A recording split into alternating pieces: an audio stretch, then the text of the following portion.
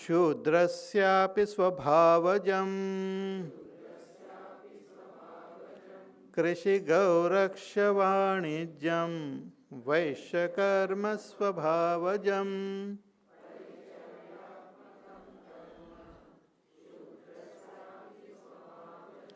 हाँ, स्वाभाविक कर्म of a Vaishya karma swabhavajam. Threefold karma here Bhagwan mentioned: Krishi, Gauraksha and Vanijyam. Krishi means farming. Farming. Gauraksha, protecting the cows. And Vanijya.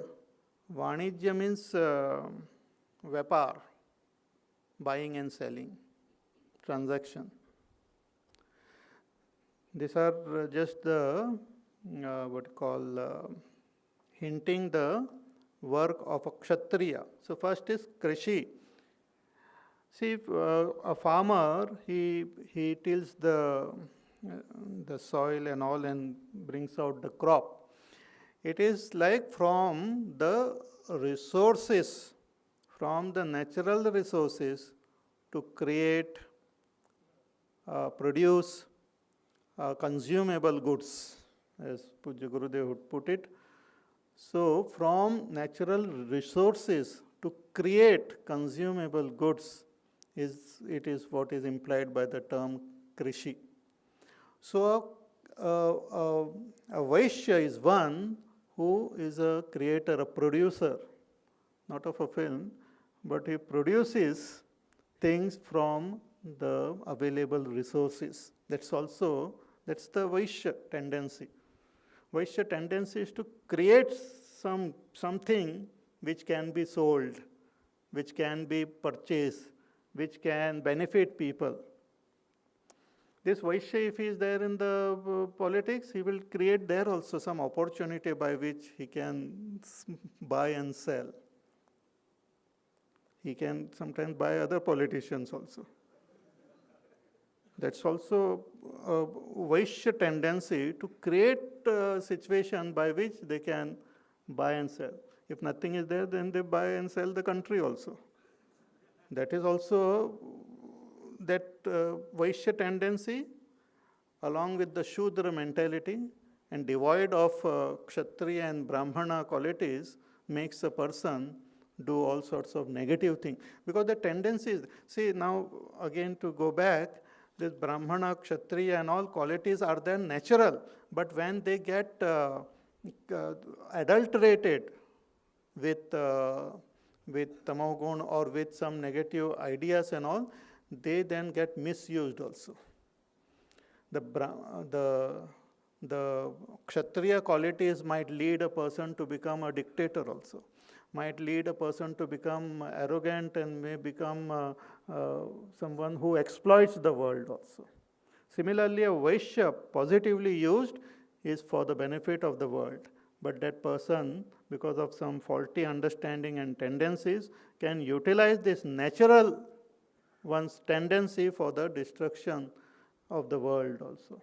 So this is very beautiful. Actually, one has to contemplate and comprehend it in the positive, proper way. So Krishi is to produce wealth from the natural resources, natural situation or natural environment to produce something. And Gau, in the good old days, cows and all the other animals and all were like wealth. Gau Raksha means protecting the wealth, is also part of the Vaishya tendency, protecting wealth, keeping it in the bank, saving it, or protecting the resources, sustainable development nowadays what we say, that also is part of the Vaishya tendency. The modern, corporate world also should learn from this, that it is not just creating wealth and destroying the whole earth, but also protecting the wealth of the earth. It's also part of the business world. It is their job, it is their work to fulfill their corporate social responsibilities. Yes, that's the word, I just got it recently. Corporate social responsibilities, they should fulfill. And and people are becoming aware actually. More and more the corporate world is becoming aware of their responsibilities. And that is what we mean by Gau Raksha. One meaning is that we should protect the cows. People keep on releasing cows on the main road actually. Till they give milk, they keep it at their place, and then they send the cow away. And cow waits on the intersection or on the road, chewing the cud or whatever, and watching the traffic move. It's very interesting to watch cows. They're very peaceful and nice. Traffic is moving with full speed, but they don't bother. They will just observe. Kya ho raha hai? But always they are working on their chewing their cud. Anyway, that is a different topic. But what I am saying is that Gau Raksha, protecting cows is protecting wealth. Wealth of the country, wealth of their family, wealth of the society. Wealth doesn't mean only outer physical wealth. Wealth can be subtle. Wealth can be our inner wealth. So protecting wealth is also the natural tendency or the karma of a Vaishya. And then Vanijya. Vanijya is transaction, len-den, transaction, movement, flow. The wealth which is produced should flow. And that also is a natural work of a Vaishya, should make the money flow. See, the health of a nation depends on how the wealth is flowing. It should flow through each and every member of the nation or the community properly. Just like in our body, the body is alive because the wealth of the body, the power of the body, the energy of the body, that is blood, is flowing everywhere properly. If there is any place where the blood doesn't flow properly, that organ gets destroyed. And if the blood also remains at one place, that organ also gets destroyed. It should keep flowing. So wealth is like blood only. It should keep flowing. If it remains stuck at one place, in one family, or in one particular community, that can destroy that community also and can destroy others around. So to make the wealth flow, give and take, buy and sell properly is also the job of a Vaishya. And should not just be partial towards only one thing, but it should flow properly in all respect. It is a general thing I am saying. I don't want to talk of FDI or something, but this is a general thing which we have to then understand and apply it to different fields of our life and our society also. But these are because here specific Bhagwan cannot, because this Bhagavad Gita is written for all ages for a long time to come. So the language should be something which is general, which can be understood.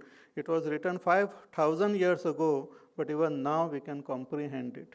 And future generation will also understand. So the language should be something which can be sustained with time. So Vanijyam, Vaishya karma swabhavajam. This is the swabhavik karma of a Vaishya.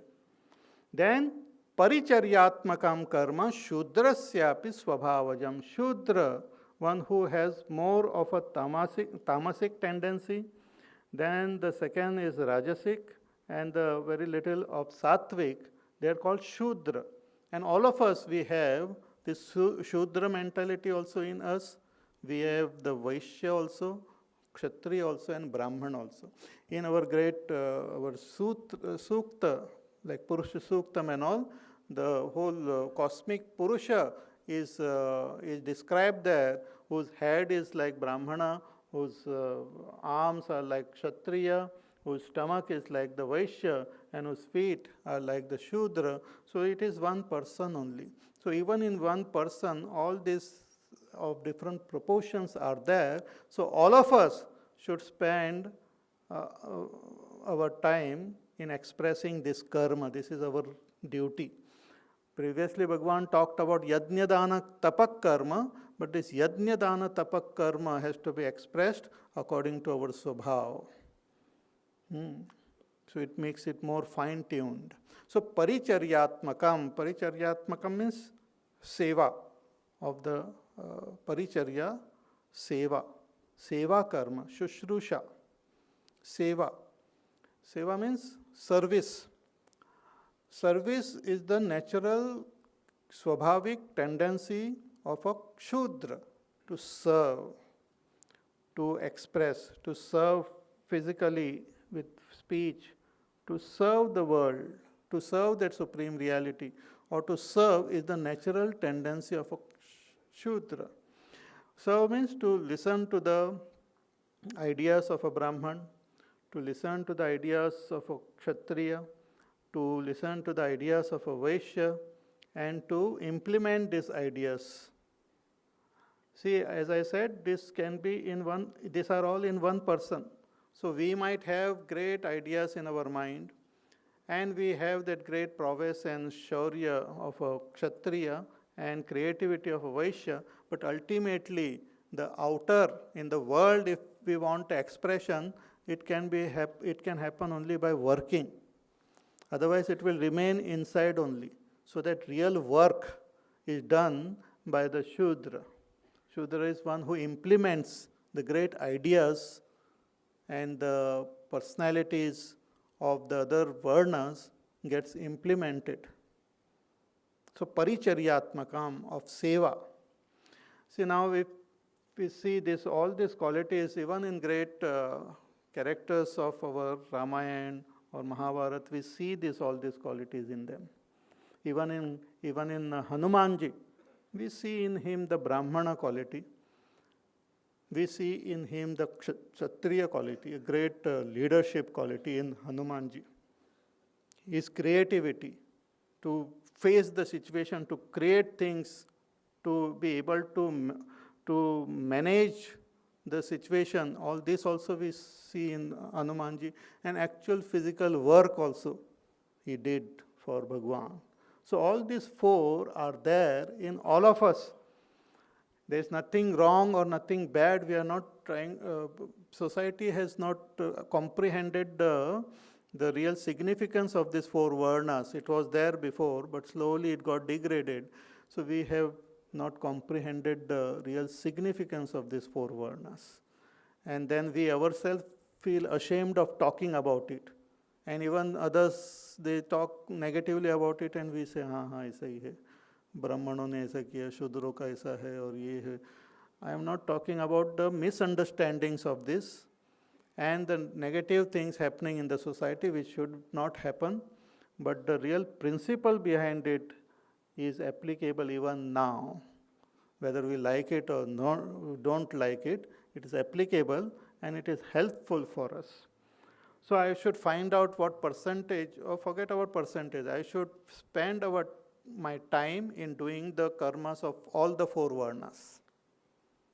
All four varnas should try to quieten my mind, should have that bravery and courage of a Kshatriya, should have that creativity and producing wealth from the natural resources and protecting wealth and also serving the world. All these four should be there. Then only we are complete. So after telling the swabhavik karma of these all four varnas, Bhagavan now tells us what we should do about it. In the next verse, he says, Sve sve karmanyabhirataha samsiddhim labhate naraha swakarma nirata siddhim yatha vindati tashrunu स्वे स्वे कर्मण्यभिरतः संसिद्धिं लभते नरः स्वकर्मनिरतः सिद्धिं यथा विन्दति तच्छृणु. Bhagavan says, स्वे स्वे कर्मणि अभिरतः. Abhirata means totally involved, engaged in one's own karma according to our swabhav. Sve sve karmani abhiratah. To be totally engaged in our own karma, one can attain some siddhim, one can attain the success in one's spiritual life. Some siddhim. Yes, some siddhi means first we attain the purity of our mind, and that leads to knowledge, and ultimately it leads to enlightenment from the spiritual standpoint. And also, karma, whatever we do, it will have its outer result. Karma has got outer result and inner result also. Outer result is prosperity and harmony in the world outside. Inner result is peace and happiness and ultimate enlightenment in the world within. So outer prosperity and harmony also, if we want, we have to follow this path which is indicated by Bhagavan. So sve sve karmani abhiratah, engaged in one's own karma, Bhagavan says a human being can attain his ultimate goal. Swakarma nirata siddhim yatha vindati tachrunu. He says how one can attain this ultimate goal by engaging oneself in one's karma. That you please listen to me. Yatha vindati tachrunu. You listen how one can attain this. Just by fulfilling our duties itself is not sufficient. It should be done with a particular attitude. That Bhagavan will tell us. Just by performing karma itself is not the method, but it has to be performed with a particular attitude. Again, let me tell you that what is said as swabhavik